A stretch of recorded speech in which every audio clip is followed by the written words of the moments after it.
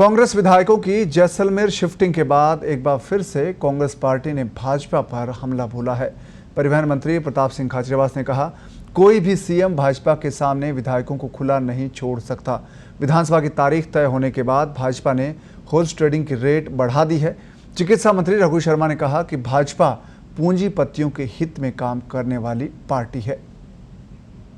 कल राजस्थान के मुख्यमंत्री अशोक गहलोत जी ने पूरी बात खुलकर कही और उनकी चिंता राज्यसभा चुनाव के वक्त भी यही थी, आज भी यही है।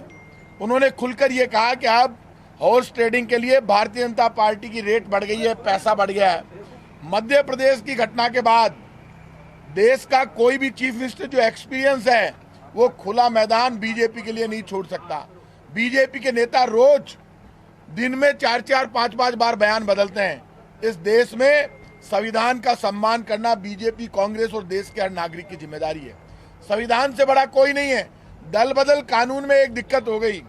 अब हम कांग्रेस पार्टी की तरफ से मैं रघु शर्मा जी आज पूरी ऑथेंटिसिटी के साथ ये डिमांड करते हैं कि दल बदल कानून में ये तो कानून बन गया कि 2/3 लोगों के साथ ही आप दल बदल कर सकते हो। अब ये भी कानून बनना चाहिए कि दल बदल करने का जो जुर्म करे, जो षड्यंत्र करे, जो दल बदल करे, उनके लिए सजा का प्रावधान हो।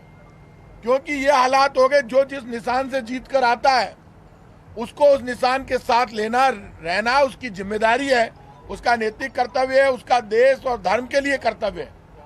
जिस तरह की राजनीति देश में हो गई है उसमें ये समझ लेना चाहिए, सिर्फ 1.5-2 साल में सरकारों को अस्थिर करने की कोशिश, बीजेपी के जुल्म और अन्याय के खिलाफ 5 वर्ष तक कांग्रेस के कार्यकर्ताओं ने संघर्ष किया, जनता सड़कों पर उतरी, आंदोलन हुए और उसके बाद राजस्थान की सरकार बनी। आज हम सबकी जिम्मेदारी बनती है कि जो हमारी सरकार बनी उस सरकार को लेकर 5 वर्ष तक हम राजस्थान की जनता की सेवा करें। राजस्थान सरकार के मंत्री सचिवालय में रहेंगे। बीजेपी के कुछ नेता जो रोज झूठ बोल रहे हैं, जो बागियों के गुलाम बनकर बार बार बयानबाजी करते हैं और जिस तरह की भाषा का प्रयोग करते हैं, राजस्थान की जनता ने उनका असली काला चेहरा देख लिया। राजस्थान की वोट से चुनी हुई सरकार को गिराने के षड्यंत्र में बीजेपी के नेताओं की जो बयानबाजी आ रही है, बीजेपी के नेता कह रहे हैं होटल में मौज मस्ती कर रहे हैं, होटल में मौज मस्ती कर रहे हैं, मजा आ रहा है। रोज सचिवालय जाते हैं राजस्थान के सारे मंत्री, हम खुद यहीं पर हैं, सचिवालय में रहेंगे, जनता के बीच में रहेंगे।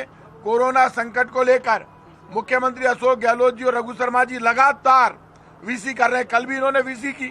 कोरोना संकट में देश का सबसे अच्छा रिजल्ट राजस्थान ने दिया है।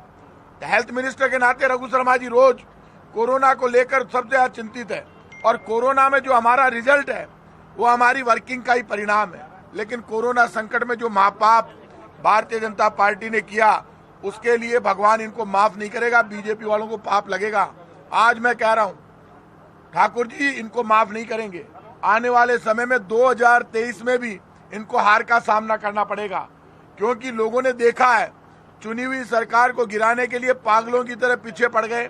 इनके लड़ाई तो अंदर की है, ये वसुंधरा जी को निपटाने के चक्कर में खुद निपट जाएंगे, क्योंकि इन्होंने देखा शॉर्टकट से हम राज ले लेते हैं, इसलिए इन्होंने कांग्रेस के बागियों से हाथ मिला लिया, दिल्ली में जाकर रिपोर्ट कर दी। इसमें बड़ा खेल खेलने वालों में ये एक तो सतीश पूनिया, राजेंद्र राठौड़ इनका नाम है, लेकिन मुझे दुख इस बात का है, और एक गजेंद्र सिंह शेखावत, इनका मुझे ज्यादा दुख इस बात का है कि इनके षड्यंत्र में गुलाब चंद जी कटारिया कैसे फंस गए।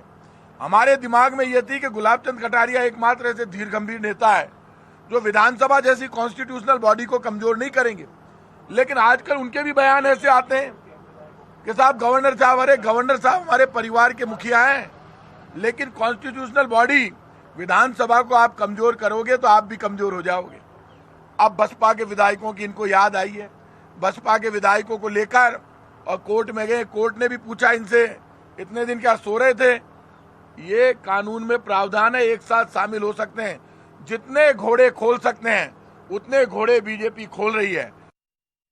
कुछ नहीं है, राज्यसभा में आप सांसद लेके आते हो अपनी पार्टी में टीडीपी के, तब तो ये कानून आपके लिए अलग है। यहाँ पूरे के पूरे विधायक दल ने कांग्रेस पार्टी में वो मर्ज किया है और ये कानून सम्मत है। इसलिए कितना भी कोर्ट कचहरी के चक्कर खाएं, ये लोगों को गुमराह करने की साजिश है और कुछ भी नहीं है। वो हमारी पार्टी में आ चुके हैं, 1 साल हो गया और वो हमारी पार्टी का हिस्सा है। इसलिए भारतीय जनता पार्टी को इसमें कुछ हाथ आने वाला नहीं है किसी भी तरह से।